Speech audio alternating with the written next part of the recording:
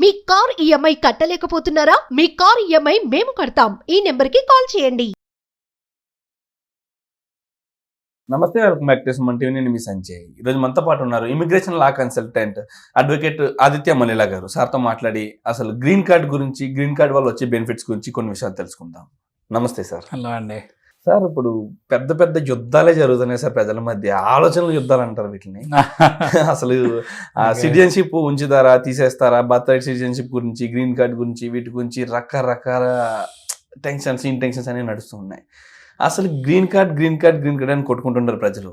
అసలు ఈ green card వల్ల బెనిఫిట్స్ ఏంటి సార్? అసలు గ్రీన్ కార్డు మనకు కానీ ఒక గ్రీన్ కార్డ్ వస్తే, అమెరికన్ సిటిజన్షిప్ గ్రీన్ కార్డ్ వస్తే మనకు వచ్చి బెనిఫిట్స్ ఏంటంటారు? అసలు గ్రీన్ కార్డ్ వల్ల చాలానే బెనిఫిట్స్ ఉన్నాయండి. సో అసలు గ్రీన్ కార్డ్ అనేది ఎవరికైనా మన వాళ్ళందరికీ కూడా డ్రీమ్. యుఎస్ వెళ్ళిన వాళ్ళందరికీ వాళ్ళు అక్కడ మేము సెటిల్ అయ్యాము అని చెప్పుకోవాలి అంటే మ్యాండేటరీగా వాళ్ళకి గ్రీన్ కార్డ్ ఉండాలి. ఓకే. సో గ్రీన్ కార్డ్ అంటే అసలు ఏంటి?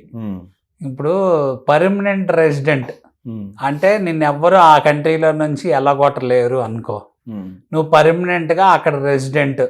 ఇప్పుడు ఎన్ఆర్ఐ అనగానే మనకేంటి, నాన్ రెసిడెంట్ ఇండియన్. అంటే నువ్వు వెళ్ళిపోయి అబ్రాడ్లో మోర్ దెన్ ఒక 180 days అబ్రాడ్లోనే ఉన్నావు అనుకోండి ఎగ్జాంపుల్కి, అప్పుడు నిన్ను ఎన్ఆర్ఐగా గుర్తిస్తారు.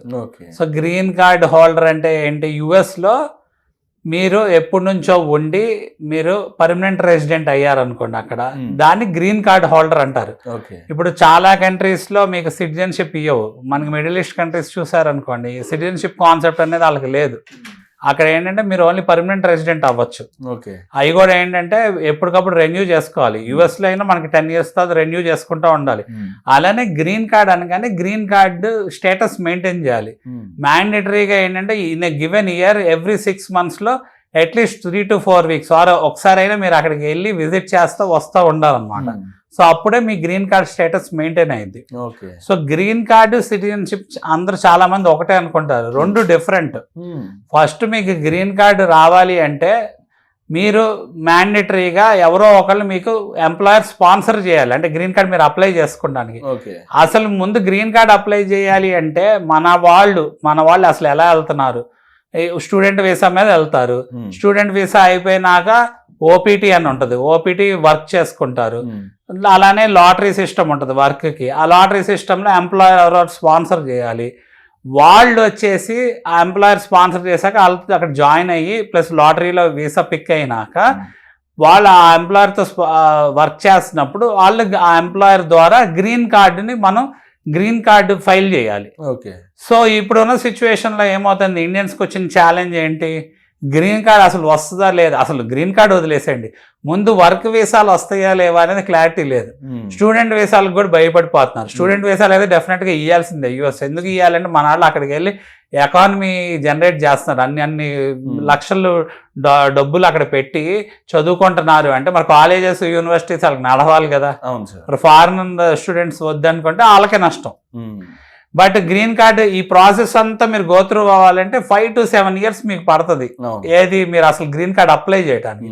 మరి కానీ గ్రీన్ కార్డ్ రావడానికి ఇండియన్స్కి ఉన్న పెద్ద ఇష్యూ ఏంటి? నేను hundreds of videosలో చెప్పా, 150 years పడుతుంది గ్రీన్ కార్డ్ రావడానికి. ఇప్పుడు అప్లై చేసిన వాళ్ళకి 2014 నుంచి ప్రయారిటీ డేట్ ఉంది. అంటే 2014 వాళ్ళకి కూడా ఇంకా గ్రీన్ కార్డ్ రావాలన్నమాట. అప్పుడు అప్లై చేసిన వాళ్ళకి కూడా. అందులో ఇప్పుడు ఉన్న సిచ్యువేషన్లో ట్రంప్ బర్త్ రైట్ సిటిజన్షిప్ కూడా ఎండ్ చేయడం జరిగింది కాబట్టి ఎగ్జిక్యూటివ్ ఆర్డర్ ద్వారా. మరి దాని మీద లీగల్గా ఏమైంది అనేది ఇంకా క్లియర్ కట్గా తెలియలేదు కాబట్టి సో అందరికీ చాలా ఇబ్బంది ఉంది. సో గ్రీన్ కార్డు వేరు, సిటిజన్షిప్ వేరు. గ్రీన్ కార్డు వచ్చాక మీరు సిటిజన్షిప్కి అప్లై చేయొచ్చు. మళ్ళీ అంటే ఫర్ అండర్స్టాండింగ్ ఏంటంటే అసలు గ్రీన్ కార్డ్ రావాలి అంటే ఇంతకుముందు 1 to 2 years process or maximum 3 years process. But అని మన వాళ్ళు ఎక్కువ మైగ్రేట్ అవటం వల్ల ఏమైంది, అది 5 years, 10 years, 15 years, 20 years, ఇప్పుడు 100 yearsకి వెళ్ళింది ఆ గ్రీన్ కార్డ్ రావాలంటే.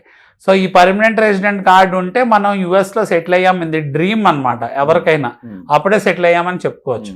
సో గ్రీన్ కార్డ్ వచ్చాక మనకి ఫర్ అండర్స్టాండింగ్ పర్పస్ 5 yearsలో సిటిజన్షిప్ వస్తుంది. అయితే ఏంటంటే ఈ గ్రీన్ కార్డు వచ్చాక ఒక 2.5 years to 3 years అట్లీస్ట్ మనం US లో ఉన్నాము అని చెప్పి ప్రూవ్ చేసుకోవాలి. అంటే అగైన్ దాని ఒక డ్యూరేషన్ వీసా టు వీసా కొన్నిసార్లు వేరీ అయింది. గ్రీన్ కార్డులో కూడా చాలా రకాలు ఉన్నాయి. సో గ్రీన్ కార్డులో మనకి ఎలాంటి రకాలు ఉన్నాయి, మీకు EB5 వీసా ద్వారా అంటే green card by investment. EB5 వీసాలో మనం ఏం చెప్పుకున్నాము, మనకు గ్రీన్ కార్డ్ రావాలి అంటే ఫాస్టెస్ట్ వే ఇప్పుడున్న సిచ్యువేషన్లో మీకు 12 months to 24 months అంటే 2.5 years లోనే కండిషనల్ గ్రీన్ కార్డ్ వచ్చేస్తుంది. Plus permanent resident green card next 5 years లో వచ్చేస్తుంది. అలానే మీకు కండిషనల్ గ్రీన్ కార్డ్ ఎప్పుడైతే 2 years లో వస్తుందో మీ కండిషనల్ గ్రీన్ కార్డ్ వచ్చాక మీరు సిటిజన్షిప్కి అప్లై చేసుకుంటే మీకు పర్మనెంట్ రెసిడెంట్ గ్రీన్ కార్డ్ వచ్చాక మీకు సిటిజన్షిప్ వచ్చేస్తుందని చెప్పి EB5 వీసాలో మాట్లాడుకున్నాం. అంటే 7 to 8 years లో మీరు సిటిజన్షిప్ సిటిజన్ అయ్యే సిచ్యువేషన్ ఉంది EB5 వీసాలో. గ్రీన్ కార్డులో రకాలు ఉన్నాయని మనం చెప్పుకున్నాం కదా. EB5 అంటే త్రూ ఇన్వెస్ట్మెంట్ ఒక గ్రీన్ కార్డు. ఒకవేళ ఎవరైనా సిబ్లింగ్ అంటే మన అన్నయ్యో లేకపోతే అక్కో తమ్ముడో చెల్లో ఎవరో ఒకళ్ళు అక్కడ సిటిజన్ అయిపోయి వాళ్ళు వాళ్ళ బ్రదర్స్కో సిస్టర్స్కో స్పాన్సర్ చేసి అదొక కేటగిరీ గ్రీన్ కార్డు. పేరెంట్స్ మన పిల్లాడు పిల్ల పేరెంట్స్కి స్పాన్సర్ చేస్తే గ్రీన్ కార్డ్ అదొక కేటగిరీ.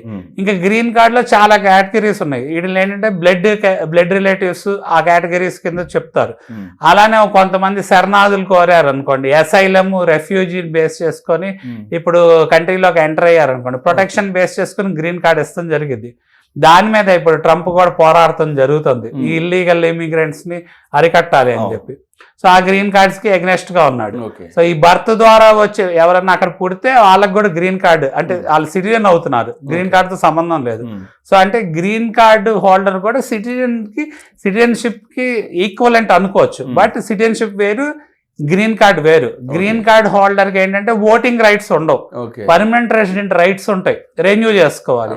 సిటిజన్ అనగానే ఓటింగ్ రైట్స్ ఉంటాయి. ఓకే, అంటే ఓటింగ్ ఈ రైట్స్ కాకుండా పక్కన పెడితే సార్ ఒక సిటిజన్ కి, ఒక గ్రీన్ కార్డ్ హోల్డర్ కి, ఒక వీసా పర్మిట్ మీద వెళ్ళిన వ్యక్తులకి అక్కడ ఉండే బెనిఫిట్స్ ఏంటంటారు, అడ్వాంటేజ్ ఎవరెవరికి?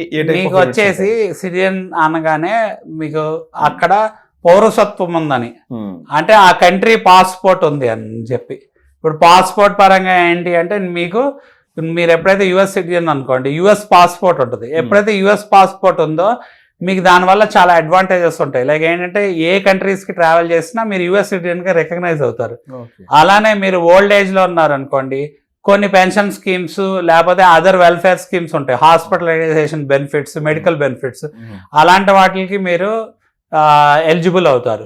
మోర్ ఓవర్ ఏంటంటే ఎడ్యుకేషన్ కి రిలేటెడ్ బెనిఫిట్స్ కూడా మీరు ఎలిజిబుల్ అవుతారు. గ్రీన్ కార్డ్ హోల్డర్స్ కూడా చాలా ఎడ్యుకేషనల్ బెనిఫిట్స్ కి ఎలిజిబుల్ అవుతారు. ఒక్కోసారి ఏంటంటే మనకి ఇన్ స్టేట్ అంటే స్టేట్ రూల్స్ వేరు, ఫెడరల్ రూల్స్ వేరు. కాబట్టి ఇన్ స్టేట్ గా క్వాలిఫై అయితే మనకి ట్యూషన్ ఫీజెస్ తగ్గుతాయి, like education and college fees తగ్గుతాయి. ప్లస్ ఏంటంటే పర్మనెంట్ రెసిడెంట్ ఎప్పుడైతే అయ్యారో అడ్మిషన్స్ కూడా ఈజీగా వస్తాయి అనమాట కాలేజెస్ లో, పెద్ద పెద్ద కాలేజ్. సో ఇది డిఫరెన్స్ అనమాట సిటిజన్షిప్ కి గ్రీన్ కార్డ్ హోల్డర్స్ కి. Okay sir, thank you sir. ఇప్పటి వరకు అందరూ గ్రీన్ కార్డ్ గురించి విన్నాను తప్పితే అసలు గ్రీన్ కార్డ్ అనేది ఎందుకు ఉపయోగపడుతుంది, అక్కడ వచ్చే బెనిఫిట్స్ ఏంటనేది అసలు ఎవరికి తెలియదు. ఈ వీడియో పరంగా అవి ఎంత డీటెయిల్ గా మాకు ఎక్స్ప్లెయిన్ చేసినందుకు thank you sir. Thank you very much. నమస్తే సార్.